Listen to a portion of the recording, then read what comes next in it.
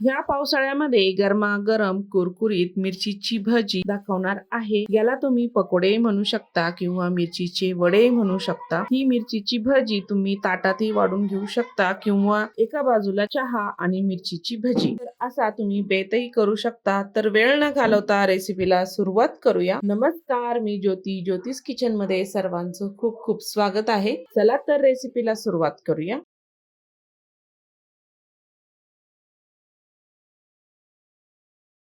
मी इथे ढोबळी मिरची घेतलेली आहे। बघू शकता तुम्ही छोट्या-छोट्याच आहे। मध्यम साईजच्या छान अशा कवळ्या-कवळ्या आहे। जास्त निब्बर घ्यायची आणि निब्बर जर असल्या त्याच्यामधलं बी काढून घ्यायचं आहे। आता आपल्याला ह्या ढोबळ्या मिरच्या छान धुवून घ्यायच्या आहे। पाणी टाकून मी इथे मिरच्या छान धुवून घेत आहे। इथे मी मिरच्या छान धुवून घेतलेल्या आहेत। त्याच्यामधलं पाणी काढून घ्यायचंय। या पद्धतीच्या छान मी अशा ताज्या-ताज्या मिरच्या घेतलेल्या आहे। सर्व मिरच्या धुवून घेतल्या आणि मी तुम्हाला इथे चिरून दाखवते। असं मधोमध चीर पाडायची आहे। जर मिरचीमधलं बी जर निब्बर असेल तर काढायचं, कवळं जर असलं तर राहू द्यायचं, अजिबात काढायची गरज नाहीये। ह्या पद्धतीने अशा मिरच्या चिरून घ्यायच्या आहे आणि छान कवळ्या आहे, ताज्या आहे, चवीला छान लागतात अशा मिरच्या। ह्या पद्धतीने आपण इथे मिरच्या छान अशा चिरून घेणार आहे।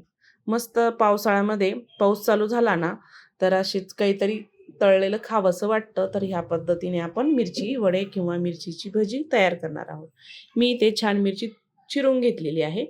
आता एक भांडं घेतलं, त्याच्यामध्ये अर्धा कप बेसन पीठ टाकायचंय आणि पाऊण कप इतकं आपल्याला तांदळाचं पीठ टाकायचंय, मोजून 4 चमचे आहे। थोडीशी हळद, लाल मिरची पावडर, अगदी पाऊण टीस्पून खायचा सोडा टाकायचा, चवीपुरतं मीठ टाकायचं आणि 1 चमचा तेल टाकायचं आहे। ओवा टाकायचा आहे अर्धा चमचा आणि हातावर घेऊन छान असा चोळून टाकायचा, म्हणजे छान वास लागतो। या पद्धतीने छान कोरडंच आपल्याला एकजीव करून घ्यायचं, मिक्स करून घ्यायचं आहे। त्यामध्ये पाणी टाकायचं आणि बेसन पीठ आपल्याला हे छान असं भिजून घ्यायचं आहे। आपण भजीला भिजवतो त्याच पद्धतीचं आपल्याला इतकंच पातळ असं बॅटर हवं आहे। थोडंच पाणी टाकायचं सुरुवातीला, त्यानंतर अजून थोडंसं पाणी टाकायचं आणि छान आपल्याला हे गिठोळ्या मोडत पीठ भिजवून घ्यायचं आहे। अगदी जास्त घट्टही नाही करायचं आणि जास्त पातळही नाही करायचं, मिरचीला लागेल असं इतपत आपल्याला हे पीठ हवं आहे। अजून ह्यामध्ये मी पाणी टाकलेलं आहे आणि छान एकजीव फेटून घेत आहे। फेटून घेतल्यामुळे पीठ छान हलकं होतं आणि आपली मिरचीची भजी छान अशी खुसखुशीत होतात। आता बघू शकता तुम्ही इथे आपलं पीठ इथे तयार झालेलं आहे।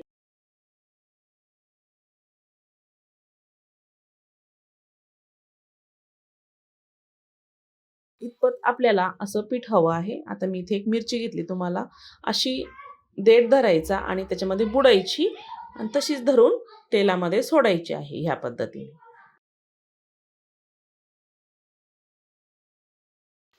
छान आपली इथे तेल गरम झालेलं आहे आणि मिरची आपण यामध्ये सोडून घेणार आहोत। बघू शकता तुम्ही छान अशी मी इथे मिरच्या सोडून घेतलेल्या आहे। टाकता क्षणी छान अशा फुललेल्या आहे आणि कलर बघू शकता तुम्ही मिरची पकोड्याचा छान खुसखुशीत गोल्डन कलर अशा तळून घ्यायच्या आहे मिरच्या। आणि ही भजी खूप खुसखुशीत होतात। त्याच्यामध्ये आपण तांदळाचं पीठही टाकलेलं आहे। तांदळाचं पीठ अवश्य टाका, म्हणजे छान आपली ही मिरची वडे किंवा मिरचीची भजी छान कुरकुरीत खुसखुशीत तयार होतात आणि पूर्ण दिवसभर जरी ठेवली ना तशीच खुसखुशीत राहतात। तुम्ही नुसतं बेसन पीठ टाकलं ना तर नरम पडतं, त्याच्यामुळे थोडंसं तांदळाचं पीठ टाकायचं आहे आणि दुसरी ही बॅच आपण अशीच तळून घेणार आहे। बघू शकता तुम्ही मी इथे सर्व मिरच्या ह्यामध्ये टाकलेल्या आहे आणि छान तळून घ्यायच्या आहे। मध्यम ठेवायचा गॅस, एकदम कमी ठेवायचा नाही, नाहीतर ही मिरची भजी तेलकट होतात, त्याच्यामध्ये तेल जास्त शोषलं जातं।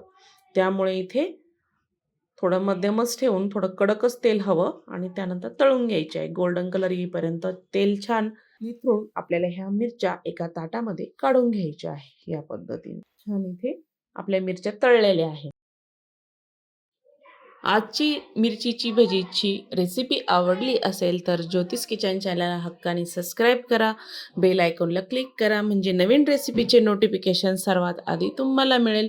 फेसबुकवर बघत असाल तर फॉलो करा आणि हो, जास्तीत जास्त व्हिडिओ शेअर करा नातेवाईकांना, मित्रमैत्रिणींना आणि कमेंट करायला विसरू नका। याच्या आधी तुम्हाला खूप साऱ्या भजीच्या रेसिपी मी इथे शेअर केलेल्या आहे, जाऊन नक्की बघा। संपूर्ण व्हिडिओ बघितल्याबद्दल सर्वांचे धन्यवाद।